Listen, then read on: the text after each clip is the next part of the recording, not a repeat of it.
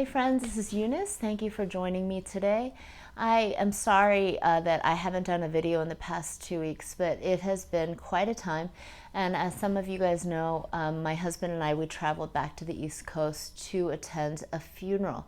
And so obviously I have been in a great kind of like reflective mode, just thinking about life and death and how fragile life is. And so I just want to share some thoughts that I've been thinking about. So starting in James chapter 4, verse 13. Now listen, you who say today or tomorrow we will go to this or that city, spend a year there, carry on business and make money, while you do not even know what will happen tomorrow. What is your life? You are a mist that appears for a little while and then vanishes. Instead, you ought to say, if it is the Lord's will, we will live and do this or that. As it is, you boast and brag. All such boasting is evil. Anyone then who knows the good he ought to do and doesn't do it sins. So I have been reflecting on just the brevity of life and how, we never know when it's going to be someone's time to go. And something that I was feeling regret about, honestly, attending the funeral was my husband and I had the privilege to just share some words about our pastor at the memorial. But something that really made me feel regretful was just how I wish I had said these things to our pastor when he was still alive. Because I feel like there's times where we are really grateful for someone in our life, but we just don't take the time to sit down and write a letter and thank them, or an email or a text or whatever.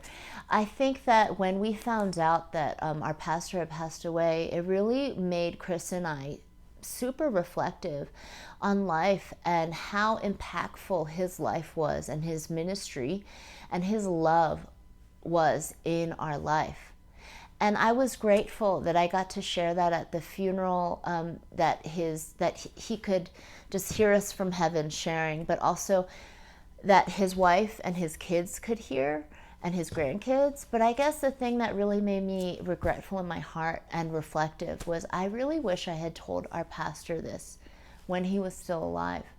Because how many of us don't need that kind of encouragement, knowing that like, hey, your ministry, especially those who are ministers, your ministry matters. The things that you have poured into my life have actually mattered. Because, we as ministers especially, we go into those seasons of discouragement.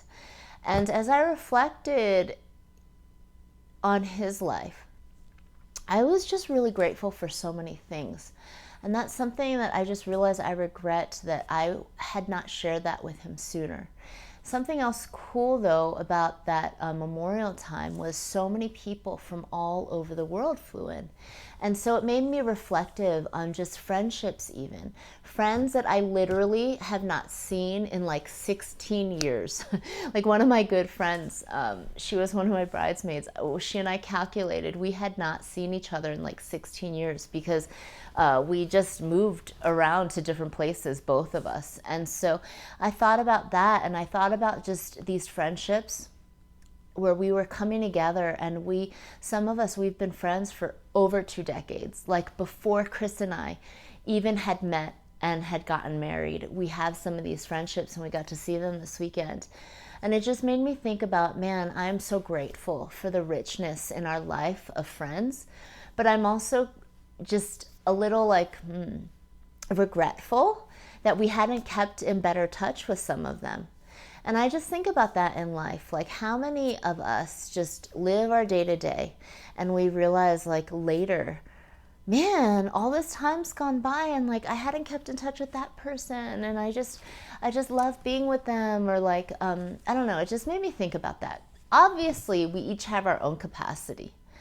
And obviously, we're raising families and we're all super busy. And if you're living in different states, it takes great intention.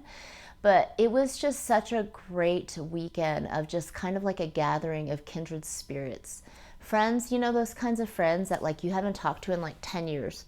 But you pick up where you left off because your hearts have always kind of been connected. And I don't know, that's just something I've been thinking about a lot. So I just wanted to share this other scripture with you guys in Philippians, which is Philippians 1, Starting at verse 3.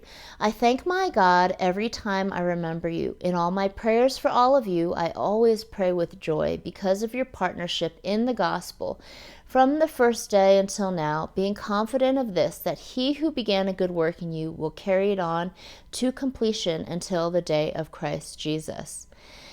And then skipping to verse 9. And this is my prayer, that your love may abound more and more in knowledge and depth of insight, so that you may be able to discern what is best, and may be pure and blameless until the day of Christ, filled with the fruit of righteousness that comes through Jesus Christ, to the glory and praise of God. So I've just been thinking about not just being grateful in our hearts, for our friends, but also actually like verbalizing that. And so I just want to share a little challenge I have for each one of you guys listening, which is Thanksgiving's approaching, which, by the way, I want to say happy Thanksgiving if I don't say that sooner. And as Thanksgiving is approaching, and also Christmas, I love these holidays because it's a time of great reflection on the whole past year and past seasons. So as you know, if you follow me on social media at all, I am a huge fan of Christmas. I already put my Christmas tree up. Random side note, my son was in a class and they said, oh, this is like a week ago, and they said, oh, like, when is it too early to play Christmas music? And my son raised his hand, or they went around and said like their opinion, and my son was like, are you kidding me? My mom already put our Christmas tree up. Confession that I am proud of, I put up our Christmas tree on October 31st because, like I said, I love the holidays. And I don't care who thinks I'm crazy. I just love celebration. But a challenge that I have for each one of you guys is just about along the lines of celebration and Thanksgiving, is really giving thanks for the people around us. Whether it's friendships, or whether it's our children, or whether it's our spouse, or just people in our church, or people in our community, our neighbors.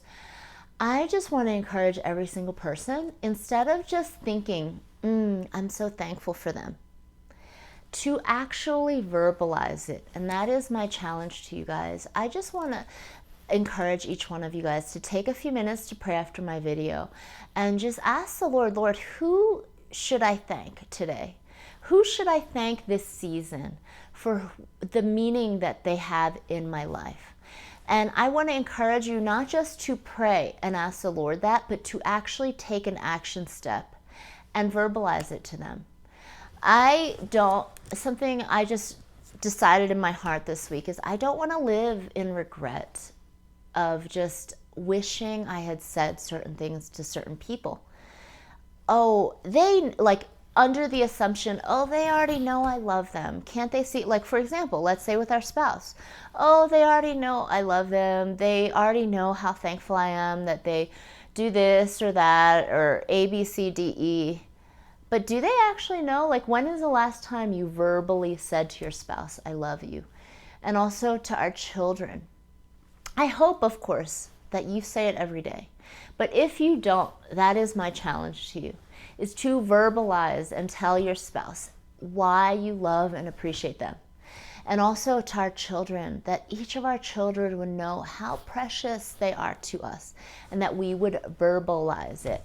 Now, sharing a story from my life is I grew up, I'm Korean American, I grew up in an immigrant home, and something that a lot of Korean families I feel like struggle with is showing physical affection to their children, but also verbalizing, or also to their spouse, honestly, also verbalizing, I love you. And that's something that I grew up with some physical affection from my parents for sure, but I will say for them to say the words, I love you, was not easy for them.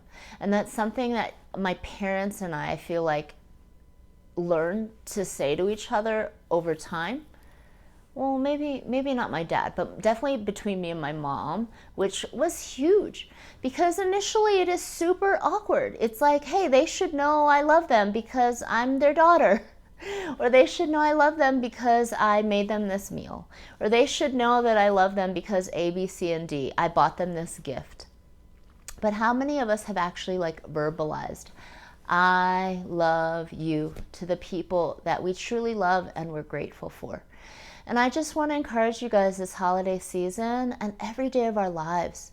Let's not take for granted, oh, that person already knows, like, I love them. Oh, that person already knows that what they poured into me was so significant. Like, why not just say it? Why not be that word of encouragement to that person? And especially in our families. I know that it can be awkward in the beginning, but I just want to encourage you that despite the awkwardness, it is necessary to tell the people that are around us, hey, I love you. I appreciate you. I'm grateful for you. And so why not kick it off with this holiday season? Next week is Thanksgiving. Maybe start a new tradition in your home where you could go around and say something that you're grateful for about that person. I've shared this in the past, but that's something that we have practiced the past several years in our family, where we have a tradition on someone's birthday that we go around the dinner table and say something that we're grateful for about that person.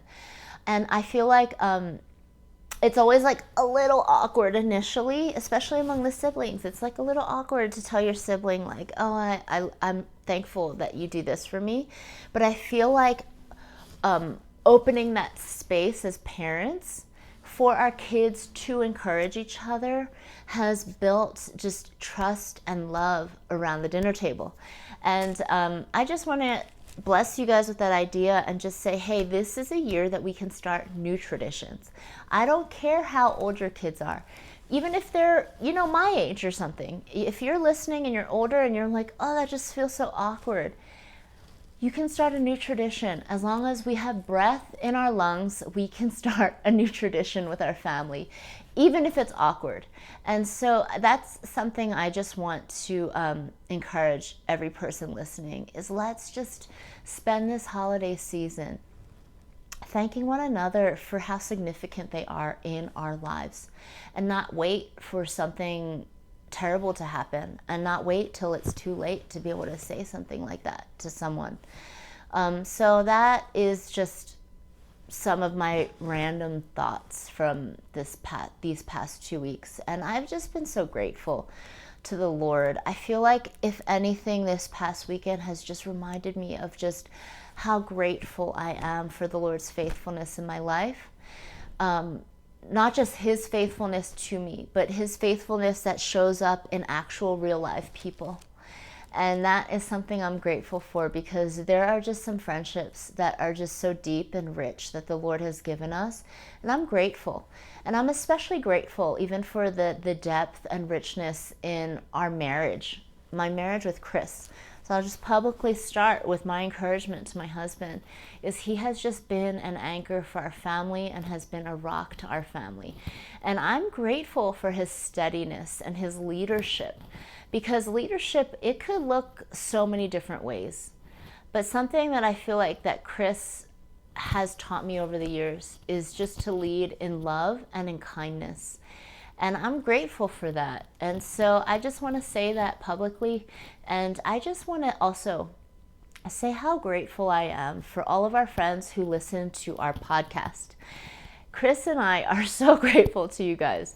When we started our little journey doing this podcast, we didn't know if anyone would listen.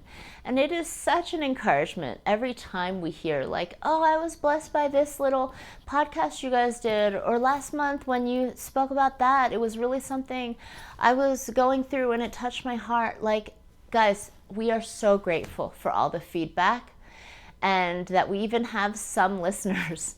So I just want to thank you guys for that. And so as we step into this holiday season, I just want to say, let it be one rich of thankfulness. Let it be even past Thanksgiving, that we can just be grateful for the richness in our lives of just how the Lord's blessed us with different relationships. And just even being thankful for our churches, our pastors, all these things. I just want to just encourage you guys, but especially in our families. In the beginning of COVID, the Lord really spoke to me that this was an invitation for families, nuclear families, to go deeper with one another. And I am so grateful. And so as you're sitting around your table this holiday season, even if it looks different than it normally does, because maybe it's pared down because you can't meet together the same way you did, or people can't travel the same way that they used to in the past, I want to encourage you in your nuclear family to really just go deeper this holiday season with one another and just express your love to each other, no matter how awkward.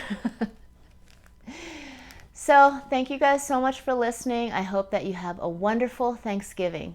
Bye-bye.